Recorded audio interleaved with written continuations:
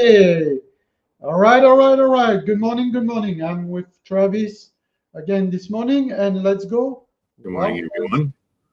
Let's do a quick Wednesday. Guys, don't forget, I will be back next week. I am not going to be able to do the power indicator tools Thursday tomorrow. I will be out of town for a long weekend. Okay, so market.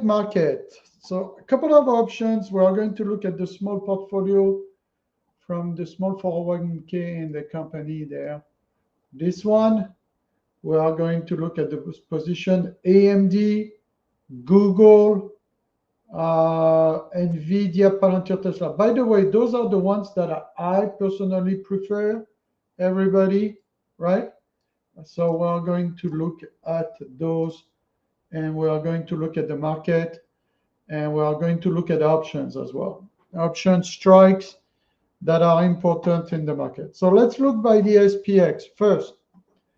SPX has a huge support gap that could be filled here at 57.75, 57.20. So look, if you look at the power indicator, right calculator, left calculator, I'm going to take the two edges. That creates a very important support, and that could be a support where they refill the gap. See, they refill the gap and back up to new high or to the shoulder here. So first target will be 6,100. So we're going to put first target here on the shoulder, and the next target, last target, will be in the top of the calculators, guys. New all-time high here, which is roughly 63.25. Okay, so we got to be careful at one point, right, that the slam here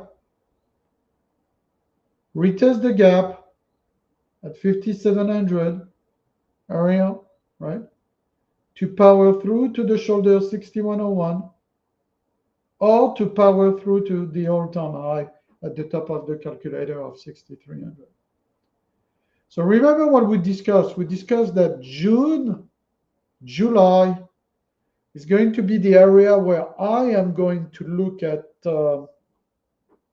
raising cash again. So this is the time, especially in this small account, I get in and out on the swing trading of stocks a lot faster. So this is like here I'm up $8,000 on this one, 8,400. These are core position on the small 401k from the company. So AMD was bought at 94, is 114. Google was bought at 153, it's 164. NVIDIA bought at 114, 133. Palantir bought at 69, it's 125. Tesla bought at 265, it's 345. Okay, so those are kind of my core 1, 2, 3, 4, 5. And of course, there's the now $315,000, $320,000 retirement account, right, position. So be very careful, because as I'm coming, if I see new highs, especially in cryptos, if I see Ethereum going towards 5,000 and 6,000, and I see the 6,100 on the SPX touch before they retrace to the gap at 5,700, right? I might take some money in June so that I have some cash left from a pullback from July to October, because this is where the tariffs are going to start being absorbed, everybody. So those tariffs are going to be absorbed, and we might start seeing some ramification in terms of inflation, in terms of employment, in terms of also the period of the year. You know, that period of June to October is not the greatest. So this is a very tricky end. A few months here. Do we go first, fill the gap, 5,700, power to the shoulder, 6,100, right? And go to new high? Do we go to the shoulder straight, come back? Because this scenario also is possible, right? Yeah. This is the beauty of pretty much trading. You could go to that shoulder straight up. So we could go higher highs, higher low June, right? July. Boom. We filled this gap right there at 5,700 on SPX. We zigzag July, August, September, October, maybe, and boom, we are back on track for the next year or two of the cycle, right? So whatever is the pattern, because nobody knows for sure. If I knew for sure the pattern, I'll be a trillionaire right now, right? All I know is statistically, I want by June, maybe 7th to 15th of June, I want to start levering cashes in all my accounts. I want 35 to 45% of all my accounts to be ready in cash, whether it's the retirement accounts, whether it's the small swing trading accounts, and other accounts that you don't even know about. Same on cryptos. Beginning of June, somewhere there, I want to be out of my altcoins, take the money of the altcoins, bring them to a future account, and grow the future account from there and use that personal future account as a bridge to my prop firm empire that I'm building right now. So each time I am in between, let's say you have 10 funded accounts, then you blow them out, you have none, you rebuild 20, you have none, you rebuild 35, you have none. Each time that you have none, this is where I will build the personal and use the personal futures account. The personal future account is built out of prop firm money. So it's not even my money. It's like really reinvesting the house money that I did in the prop firm, plus the money that I did in the prop firm that I put in altcoins, which this morning is about 15,000. So this small portfolio of altcoins, which is my risk portfolio right now, right? That you can see somewhere here, right? Is the account that I'm going to use for the personal futures trading. And I prefer that because I control it a lot better, guys. I control it a lot better because I know a lot more what I'm doing really when it comes to futures, stock and options that I do crypto. Crypto is fun. It goes up, it goes up, it goes up. But the truth of the matter is I don't understand really well the unlocked values of companies.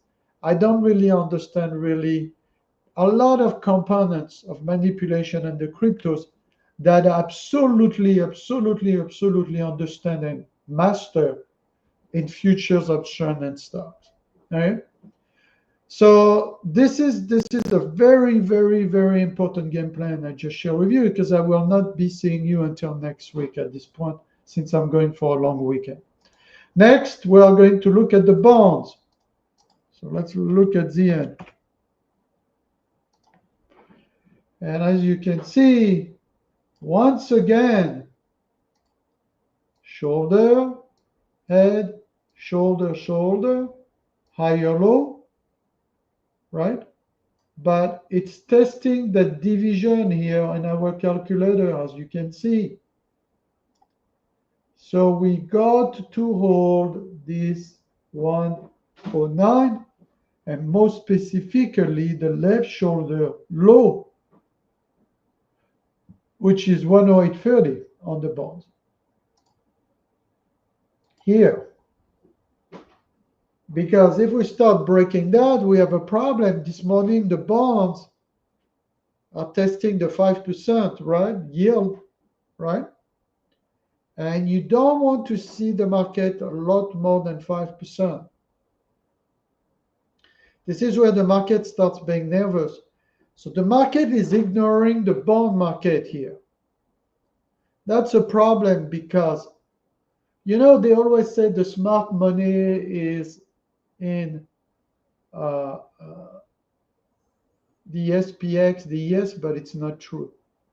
The smart money is in the bonds and the options market, right? So just know that, right? So this 108.30 to this 109 must hold for the bonds and also to help the market continuing going up. Because this could be the event in June, July that starts scaring the market, this break here of 108. Is everybody clear on the feed? Give me a quick yes, no, guys. Let's engage together. I'm trying to come every week and be with you guys. But if there's no engagement, it's going to go from 3 stream a week to 1 stream a week to no stream, guys. I really want to help you, but I want to feel that there's some engagement on the stream. So good morning. That's number one in my book. And number two, do you get that? This break here on the bond is critical because that could be the precipitating event that could make the market nervous in June and July. And that could be the event that makes, with the tariff consequences, make everything come to an halt or a pullback of that SPX gap that I was showing you between July and October.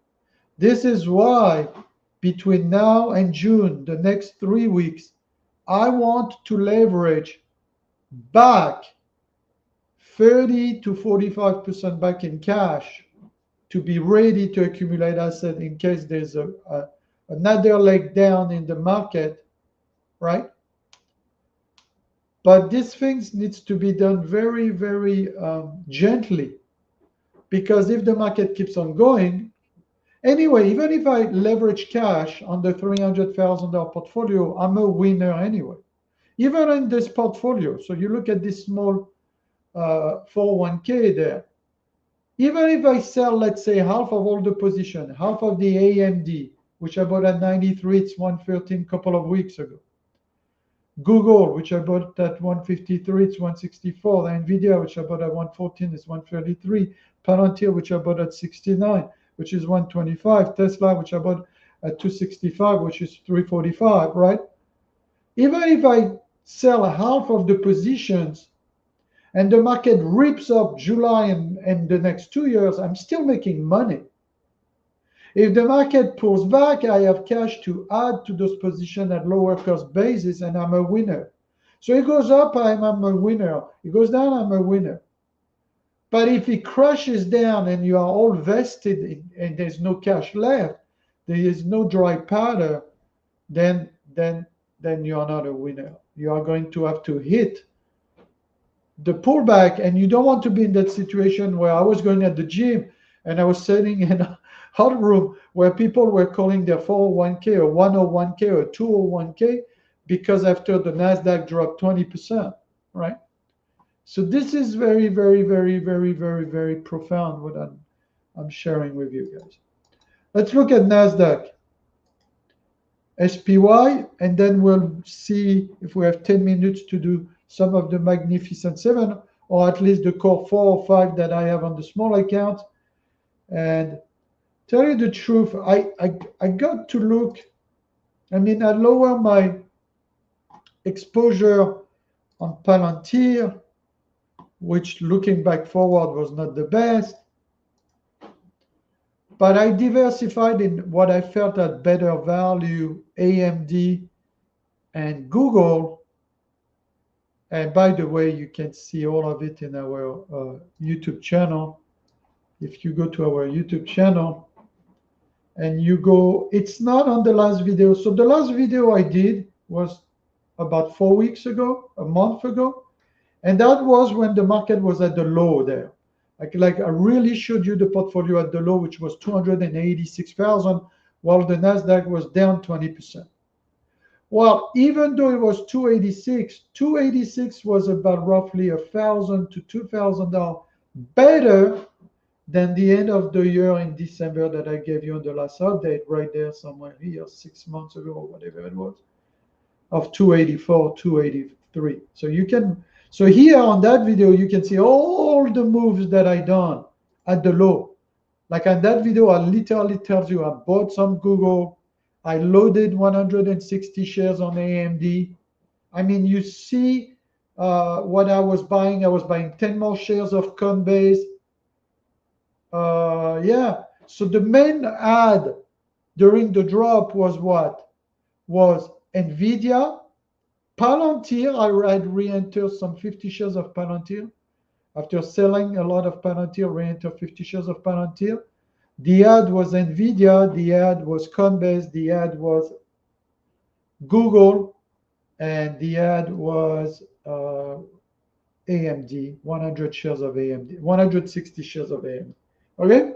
So you can look at all of them. But if you want to see how this progressed from 286,000 to the latest update I gave you 2 weeks ago on the live event here, somewhere $317,000 portfolio 6 days ago, that 314,000 is at roughly 325, 320 right now. So I'll do an update, but look, I'm not here to brag every 6 days about the portfolio. My idea is to give you an update every 30 days and 45 days. As a matter of fact, it's not even a brag because the official video on the site is at the absolute low under the video tab, 286, when the Nasdaq was down 20%.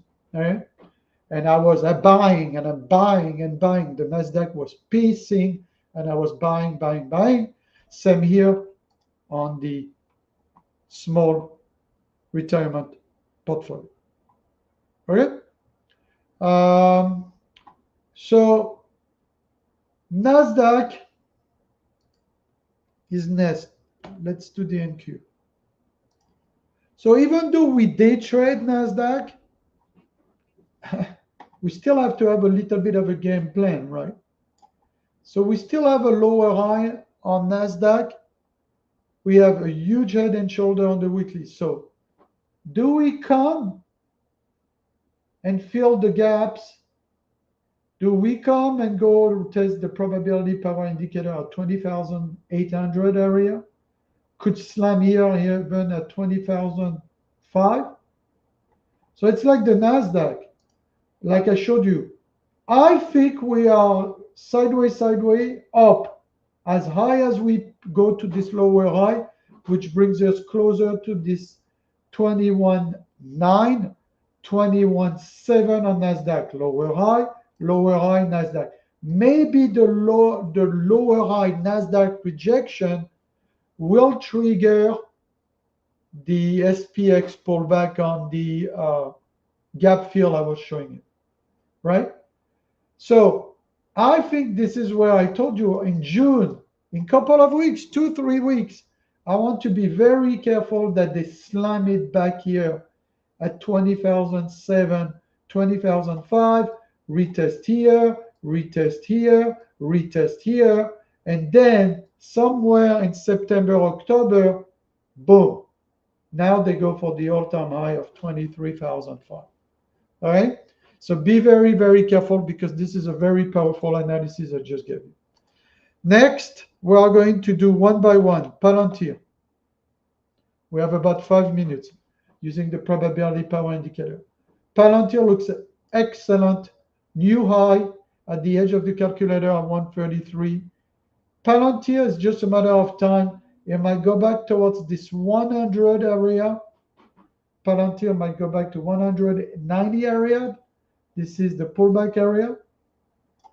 No matter what, Palantir is on its way to 150. And what I have been waiting for Palantir, whether it does that, or it just does that, is the split. I am waiting to see if we get a 3-4-1 split, which would bring us at $50 a share on Palantir. Okay? Next, we are going to look at AMD position, which is one of my biggest positions right now. Well, we still have the lower high. We still have the 75.85 deep out of the money put that you can sell on AMD, right? And so I got to start seeing a break on AMD. We need to start seeing the break, the retest, which could be 105 now on the power indicator, and the go to 157. Break, retest, go, 157 AMD. Okay? That would be the first target. When we reach that target, we will reassess the probability box target on AMD. Okay? Next, we are going to go to Google. And Google is looking extremely well. Buy on blue, sell on purple. It's looking really good to me. Really, really good. So same idea, potentially a slight retrace 159, but Google is on its way here to 187, 195 people. Google is on its way to retest that shoulder on the probability power indicator 185, 195.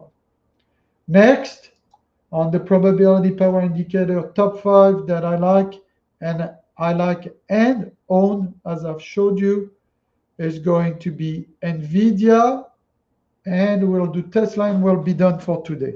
So NVIDIA,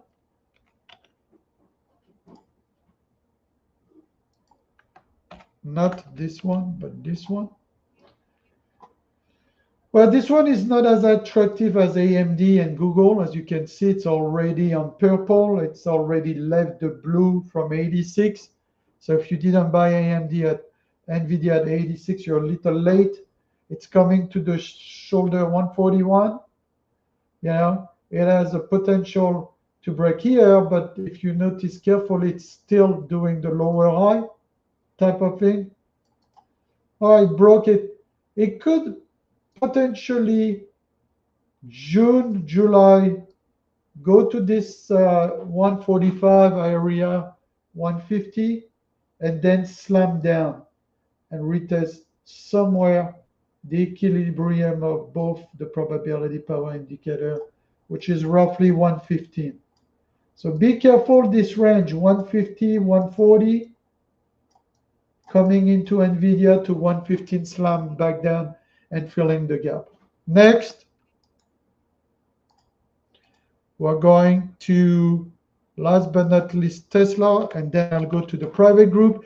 Don't forget, guys, I will be back next week on Trading Tuesday. Yesterday, the range was very, very tight, very tight, but believe it or not, I finished the day at 1,200 profit on all the Apex accounts, and I think I can show it and prove it to you.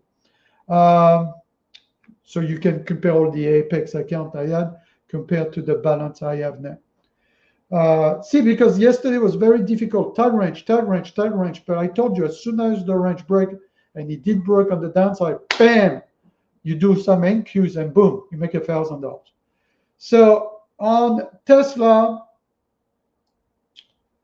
I think Tesla is going to have a problem here on the division of the probability power indicator around the 400 and the 450 area there.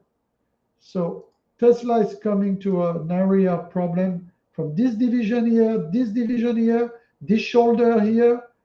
This is going to be the problem. 400, 450. Then what's going to happen? We're probably going to retrace one more time in the summer. So boom, banner, go up. 450, people are looking for the 500, and they are going to get trapped all the way back here, July, October to the 300 area, and then we'll resume ascension end of 2025, 2026 to the top of the calculator, which will be $550 for Tesla. Okay? So before I leave, let me see if I can show you the Apex accounts from yesterday without compromising all my login and account numbers. We're going to go to just Apex. I don't have my replicant open right now, so. But yesterday I was trading 5 Apex accounts with you guys. So let me show you. See, this is where I don't give a shit. Like I have nothing to hide, really. See what I mean? Okay, so here it is. Here it is. So if you look at the feed from yesterday, and by the way, I have not traded anything today. You can see no trade, no gross profit. I have not even placed a trade yet. We are going to go to the private group and look at it. I finished at 304. So those are accounts I started 2 days ago. I'm up already $4,000. This one I'm up $900. This one I'm up 1,000. This one I am up $900. So we went from the $281 profit to $1,200 profit yesterday. So from a loss to a profit. Okay, so I hope it was helpful. We are going to finish with our new team song, and I hope it was helpful. You take care, everybody. Love you all. Never ever give up. I almost let go 1,000 times. Traded my sleep for a shot at consistency. Blood and tears fell through long, lonely weeks. My dream kept me going when I felt too weak. Whoa, never give up through blood, tears, and success. I am the unknown best. YouTube trader here to share, help me trade past to pay out. Together and invest in assets that produce income together. Thinking way differently, we are experienced traders, helping traders through the mountains. The journey of being a profitable trader.